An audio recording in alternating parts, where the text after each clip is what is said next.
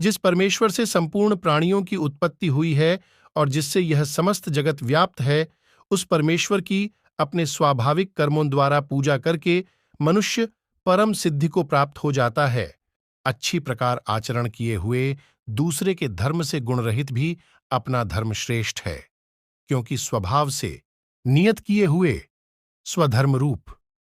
कर्म को करता हुआ मनुष्य पाप को नहीं प्राप्त होता। अतएव हे कुंती पुत्र, दोषयुक्त होने पर भी सहज कर्म को नहीं त्यागना चाहिए, क्योंकि धुएं से अग्नि की भांति सभी कर्म किसी न किसी दोष से युक्त हैं।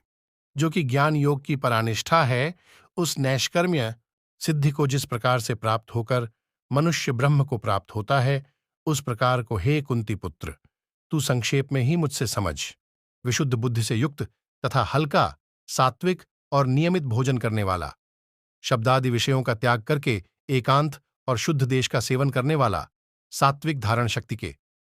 द्वारा अंतःकरण और इंद्रियों का संयम करके मन, वाणी और शरीर को वश में कर लेने वाला, राग द्वेष को सर्वथा नष्ट करके भली भांति दृढ़ वैराग्य का आश्रय लेने वाला तथा अहंकार, बल, घमंड, काम, क्रोध और परिग्रह का त्याग करके निरत्र ध्यान योग के परायण रहने वाला, ममता रहित और शांति युक्त पुरुष, सच्चिदानंद घन ब्रह्म में अभिन्न भाव से स्थित होने का पात्र होता है। फिर वह सच्चिदानंद घन ब्रह्म में एक ही भाव से स्थित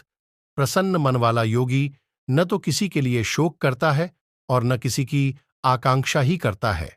ऐसा समस्त प्राणियों में संभाव वाला योगी मेरी पराभक्ति को प्राप्त हो जाता है। उस पराभक्ति के द्वारा वह मुझ परमात्मा को, मैं जो हूं और जितना हूं, ठीक वैसा का वैसा तत्व से जान लेता है तथा उस भक्ति से मुझको तत्व से जानकर तत्काल ही मझ में प्रविष्ट हो जाता है। मेरे परायण हुआ कर्मयोगी तो संपूर्ण कर्मों को सदा करता हुआ भी मेरी कृपा से सनातन अविनाशी परम पद को प्राप्त हो जाता है। सब कर्मों को मन से मुझ में अर्पण करके